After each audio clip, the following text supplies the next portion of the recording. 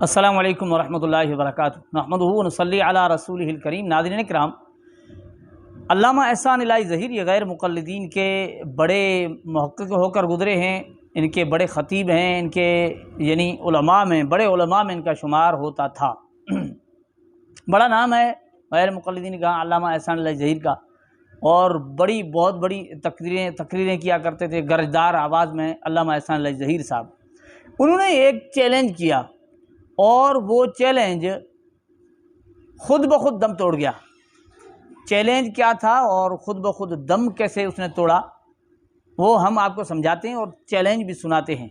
ناظرین کرام، غیر مقلدین اس طرح کی بہت بڑی باتیں کیا کرتے ہیں، لیکن ان کی باتیں جو سننے میں بڑی ہوتی ہیں لیکن اتنی بڑی ہوتی نہیں ہیں۔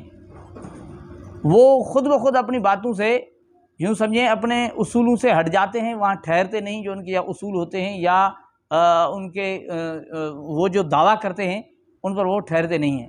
ٹھیک اسی طرح علامہ احسان الہی ظہیر جو ان کے غیر مقلدین کے ہیں، اب ان کی تصویر میں آپ کو تو ان کی داڑھی چھوٹی نظر آئی ہے، ہم اس پر گفتگو نہیں کرتے کہ بھائی ان کی داڑھی کیوں چھوٹی تھی، سنت کے مطابق کیوں نہیں تھی۔ وہ تو ہمیں غیر مقلدین ہی شاید بتائیں گے، پتہ نہیں کیا وجہ تھی، یا کوئی ان کے لیے شریعت کے اندر رعایت تھی، یا وہ جو ہے نا اتنا علامہ ہو کر بھی سنت کے احیاء کی انہیں سوچ نہیں تھی، یا محبت سنت کے ساتھ نہیں تھی۔ یہ ہم باتیں چھوڑ دیتے ہیں، لیکن ان کا وہ جو ہے نا وہ چیلنج ہم آپ کو سناتے ہیں، پھر یہ سناتے ہیں کہ ان کا چیلنج خود بخود دم کیسے توڑ گیا۔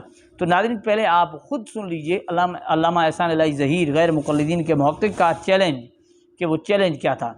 اور جمعیت اہل حدیث برطانیہ کے نمائندگان، ان کے عہدیداران کی موجودگی میں آپ حضرات کے سامنے رب کو گواہ بنا کے کہتا ہوں کہ ہم آج کا سورج ڈوبنے سے پہلے دنیا کے ہر اس شخص کے ساتھ جو اپنے آپ کو مسلمان کہلاتا ہے اور اتفاق کرنے کے لیے تیار ہیں، آؤ ہمارے ساتھ دلیل سے گفتگو کرو۔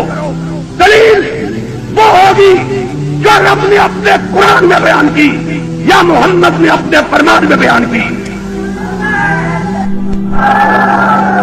آؤ اپنا مسلک تم لے کے آ جاؤ، اپنی دعوت ہم لے کے آ جاتے ہیں۔ جس کا ساتھ قرآن دے، محمد کا فرمان دے، وہ سچا۔ جس کا ساتھ رب کا قرآن اور محمد کا فرمان نہ دے، وہ اپنی بات کو چھوڑ دے۔ تو ناظرین کرام، یہ چیلنج تھا احسان الہی ظہیر کا کہ بھائی آؤ ہمارے ساتھ بس قرآن حدیث، جس کی بات قرآن و حدیث کے مطابق ہے وہ سچا ہے، جس کی بات قرآن و حدیث کے مطابق نہیں ہے وہ جھوٹا ہے۔ یعنی کھلم کھلا چیلنج کر رہے تھے، دعوت دے رہے تھے، سب کو بلا رہے تھے، تمام مسالک والوں کو، کہ بھائی آپ بس قرآن و حدیث کے اگر مطابق آپ کی بات ہے تو ہم قبول کر لیں گے، اگر قرآن و حدیث کے مطابق نہیں ہم قبول نہیں کریں گے۔ لیکن یہ چیلنج خود بخود دم توڑ گیا۔ کیسے دم توڑ گیا؟ آپ سوچیں گے بھائی غیر مقلد سوچیں گے بھائی ہم نے تو ایسی بات جو ہے نا اس بات سے ہم ہٹے نہیں ہیں۔ بالکل وہ اس بات سے ہٹ گئے، کیونکہ اس دور میں بہت سارے ایسے ہیں جو قرآن و حدیث ہی سناتے ہیں لیکن غیر مقلدین انہیں گمراہ ٹھہراتے ہیں۔ قرآن و حدیث کا ان کا بھی دعویٰ ہوتا ہے، دلائل قرآن سے دیتے ہیں، احادیث سے دیتے ہیں، لیکن غیر مقلد ان کو گمراہ ٹھہراتے ہیں۔ سب سے بڑی مثال انجینئر علی مرزا ہیں، وہ بھی تو قرآن سناتے ہیں، حدیث کا حوالہ دیتے ہیں۔ جماعت المسلمین والے بھی اس طرح ہیں، اور غیر مقلدین میں بہت سارے اتنے غیر مقلدین کے اتنے ٹولے اور گروہ بنے ہیں، وہ ان کا بھی دعویٰ یہ ہے۔ جس طرح جماعت الدعویٰ ہے، وہ بھی کہتے ہیں وہ قرآن و حدیث سے دکھاتے ہیں۔ تو ان کا یہ جو بڑا چیلنج تھا وہ خود یوں سمجھو غیر مقلدین ہی سے ہی ٹوٹ گیا، اور یعنی ان سے غیر مقلدین ہی سے ایسے افراد نکلے جنہوں نے ان کے اس چیلنج کو خود بخود ختم کر دیا، خود بخود وہ چیلنج دم توڑ گیا۔ اب غیر مقلدین یہ بات نہیں کرتے جو علامہ احسان الہی ظہیر بڑے زور سے، بڑی گرجدار آواز سے، بڑے شور سے پکار کہا کرتے تھے، جن کی بات آؤ قرآن و حدیث کے مطابق جس کی بات ہو ہم اس کو سچا مانیں گے، قرآن و حدیث کے مطابق بات نہیں اس کو ہم سچا نہیں مانتے۔ تو یہ بات خود بخود دم توڑ گئی۔ اب یہ نہیں کہتے، اب کہتے ہیں کہ نہیں بھائی قرآن و حدیث کو خود سمجھنے کی کوشش نہ کرو، علماء سے اسلاف کے منہج کے مطابق، صحابہ کے منہج کے مطابق، یعنی بہت سارے قیود لگا کر پھر بات کرتے ہیں، کیونکہ وہ جانتے ہیں کہ آنے والے دنوں میں بہت سارے انجینئر علی مرزا اور جاوید غامدی جیسے تیار ہو سکتے ہیں، کیونکہ انہوں نے پہلے ہی اس طرح کی باتیں پھیلائیں۔ تو ناظرین اس طرح کے بڑے دعوے ان کے بہت بڑے کر گئے، لیکن ان کے دعوے خود بخود دم توڑ گئے۔